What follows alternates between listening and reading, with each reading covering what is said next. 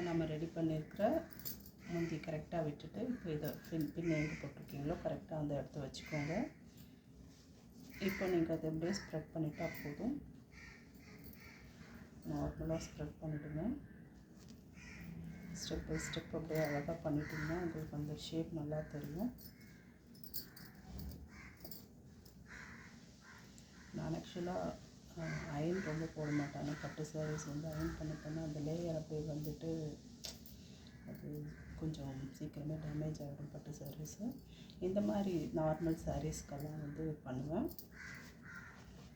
இப்போ பட்டு சாரீஸ்னும் போது என்ன பண்ணுவேன்னா இந்த நெயில் இருக்குது இல்லைங்களா, அந்த நெயிலை வச்சு கரெக்டாக அப்படியே இழுத்துட்டு வந்துடுவேன் இந்த ஷேப்.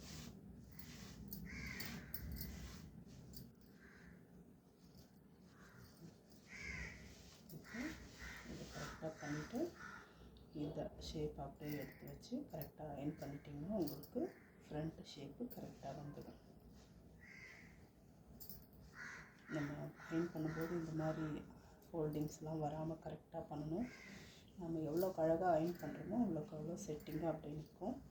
கரெக்டாக பண்ணிட்டோம்னாலுமே நமக்கு அந்த சாரியோட அழகு நல்லா தெரியும்.